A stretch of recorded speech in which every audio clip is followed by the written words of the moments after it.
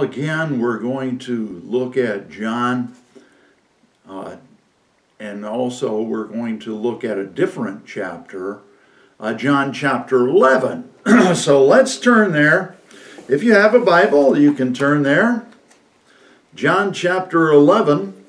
Now this chapter is about Lazarus. So let's look at that. John chapter 11, and we're going to also give you the outline. Roman numeral 1, Jesus' convincing work. First of all, capital letter A is the reasons for Lazarus' death. Well, the amazing thing about this whole miracle is that someone was raised from the dead besides Jesus. Now, to take a dead body and to give it life again, you have probably been at a funeral and at a funeral home, and to take a dead body and make it alive again, only God can do that. And Jesus has to be God if he can do that. Well, this is the seventh sign of Jesus' ministry. The seventh sign. Now, we've already talked about the other 6 signs. And it says that it took place in Bethany. Now, we're going to talk about Bethany here in a minute. And I'm going to show you a map, if I can, about where Bethany is. Let's look at chapter 11, verse 1. Now a certain man was ill, Lazarus of Bethany, the village of Mary, and her sister Martha. Well, what does it mean when it says the village of Mary and her sister Martha? We have heard many times about Mary, but actually there were 3 Marys in the Bible. Number 1 was Jesus' mother. So was this Jesus' mother? No, this was not. Mary apparently was a very a common name.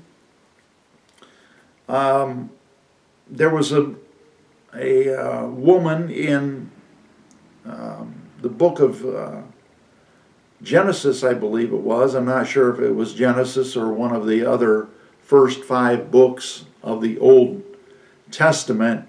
Miriam, if you remember, Miriam. Now sometimes one of the Marys in the Bible is called Miriam. In Greek, it oftentimes suggests that the name was Miriam, and in English it's been shortened to Mary. Well, it was not Jesus' mother. It was not Mary Magdalene. Mary Magdalene was a different Mary. No, this was Mary of Bethany, Lazarus's sister. See, there was Mary, Martha, and then Lazarus. Well, it gives you a hint as to which Mary this was. In chapter 11, verse 2, it was Mary who anointed the Lord with ointment and wiped his feet with her hair, whose brother Lazarus was ill. He was sick. Well, let's talk about Bethany a little bit. Bethany is confused sometimes with another Bethany. To confuse us a little bit more. Possibly Jesus was at this other Bethany. Now it talks about that Bethany in John chapter 1, verse 28. John chapter 1 and verse 28. And I'll read that. These things took place in Bethany across the Jordan where John was baptizing. You remember John the Baptist? Well, he was baptizing at this other Bethany. It's called Bethany across the Jordan. Now here's a map of the area that I was talking about, Bethany beyond Jordan. And if you look right here, here is, right down here, in this area, is Bethany beyond Jordan. Now, let's look at another part of this same map. Now, let's look at this part of the map. Over here, right there, above my finger, is Bethany. Now, this Bethany, this one near to the Dead Sea, right here is the Dead Sea, and near to the Mount of Olives, up here is the Mount of Olives, but this Bethany is the one where Lazarus was at. Okay, so I hope that this helps you to understand that this is a different Bethany. The other Bethany in John chapter 1 and verse 28 is the place where John the Baptist was baptizing. This also was the area where Jesus was at in chapter 10 and verse 40. Chapter 10 and verse 40. If let's go there now and look at that. Chapter 10 and verse 40. He went away again across the Jordan to the place where John had been baptizing at the first, and there he remained. So here is Jesus. He's at this place where John had been baptizing, John the Baptist. John the Baptist had already died. He had been beheaded. But now Jesus is there. It's interesting that Mary and Martha don't actually ask Jesus to do a miracle. But it was sort of like Jesus' mother. And she sort of left the problem up to Jesus. This is what Mary and Martha did. The same issue. So, let's go to chapter 11, verse 3. So the sisters sent to him, saying, Lord, he whom you love is ill. So they tell Jesus through messengers that Lazarus is sick. Now, in the Bible, in those days, what if someone was in a far-off city and you knew approximately where they were at? How would you get word to that person? Well, you can't use a telephone, you can't use telegraph, you can't use a cell phone. The only way for them to reach someone in a far-off city was to send a messenger, a runner in some cases. And these would be professional runners who would deliver messages. That's all they did sometimes. Sometimes you would have a letter that was delivered. Now this is how they delivered many of the books of the New Testament, is delivering them through messengers.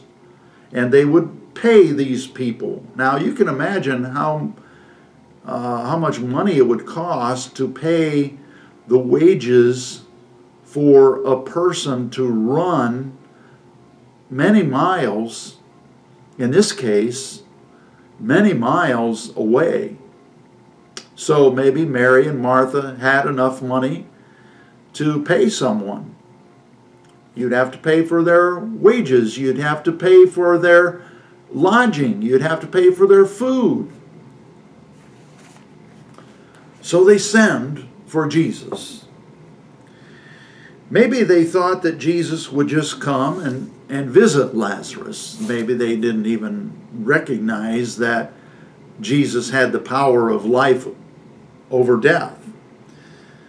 Well, maybe they sent word that this was a serious sickness, because why would you send for Jesus if it was just a cold or if it was just the flu? So Jesus knew, and of course Mary and Martha knew, that this would have been a serious illness.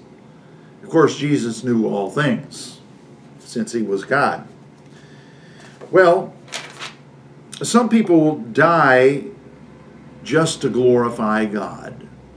Let me say that again. Some people die just to glorify God. Let's look at chapter 11, verse 4. Chapter 11, verse 4. But when Jesus heard it, he said, "This illness does not lead to death. It is for the glory of God, so that the Son of God may be glorified through it." You see, people get sick sometimes for the glory of God. Because what if a person who is sick, they're at home, they're unable to go to work, maybe they're unable to get out, maybe they can take their telephone and maybe they can call a friend who needs encouragement. Or maybe they can pick up their phone and witness to someone. You know, you can do that if you're sick. Maybe it is to God's glory. You see, God has a big plan. It is bigger than us. It is a huge plan. It involves the entire human race. And one thing can lead to another, that can lead to another thing, that can lead to another thing. And you see, you and I are not able to understand the big picture. But God does. Sickness sometimes can just cause a person to rest. Maybe they need rest, and God knows that. You see, sickness can be a good thing. See, it depends on how you look at it. If you look at it as this is part of God's plan, then you will have a different view of sickness. And another thing is that sickness is not caused by sin. If you go around and judge each person who is sick and say, well, they must have done some certain sin, you're wrong. Because isn't that the attitude that the disciples had? Yeah, we studied that already. Chapter 9. Chapter 9 and verses 1 and 2. You see, the disciples had the same attitude that sickness is caused by sin. Chapter 9, verses 1 and 2. As he passed by, he saw a man blind from birth. And his disciples asked him, "Rabbi, who sinned, this man or his parents, that he was born blind?" Well, let's look at Jesus' answer. Jesus answered in verse 3, "It was not that this man sinned or his parents, but that the works of God might be displayed in him." See, there again, Jesus is saying that this was going to be a blessing.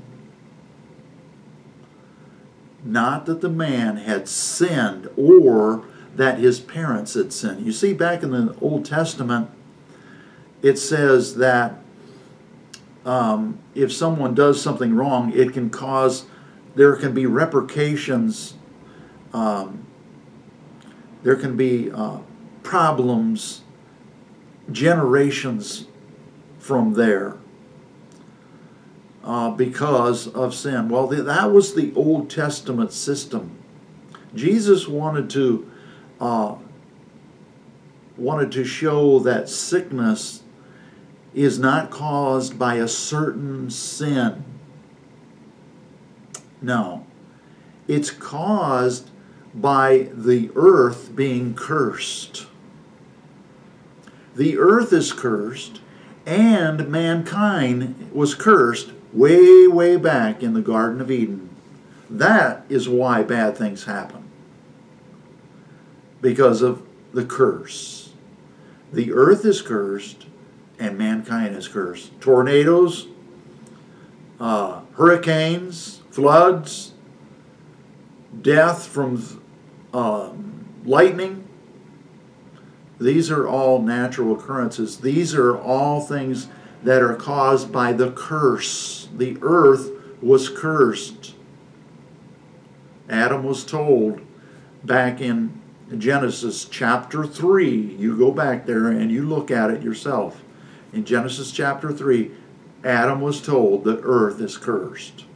He said, God said to Adam that there would be weeds, there would be thorns and thistles. You're going to have to work harder, Adam, because of all of these problems. Well, now let's go back to our passage. As I said, some people die just to glorify God. God said that. Jesus said that. Lazarus died so that people would believe and give glory to God. Mary, Martha, and Lazarus were personal friends of Jesus. Let's look at chapter 11, verse 5. Now let's turn back to chapter 11, verse 5. Now Jesus loved Martha and her sister and Lazarus. You see, the world has distorted the idea of love. In our world, oftentimes love, what's called love, is often lust. Country singers sing about it. Rock singers sing about it. People on American Idol sing about it. But see, oftentimes their lives are so mixed up that they replace love with lust. That is the world's definition of love. But see, Jesus had a different definition of love. Love, in this case, was that Jesus was personal friends with Mary, Martha, and Lazarus. Otherwise, why would Jesus even care? Well, Jesus cared about all people, but especially his friends. Jesus took care of his friends. And he had a perfect, good love for Mary, Martha, and Lazarus. Some people have said, well, Mary and Martha were girlfriends of Jesus. Well, that is just a distorted view of love. Or that Jesus had a homosexual relationship with Lazarus. That is a distorted view of love. No. John the Apostle was the disciple whom Jesus loved. And John writes this in John chapter 21, verse 20. John 21, verse 20.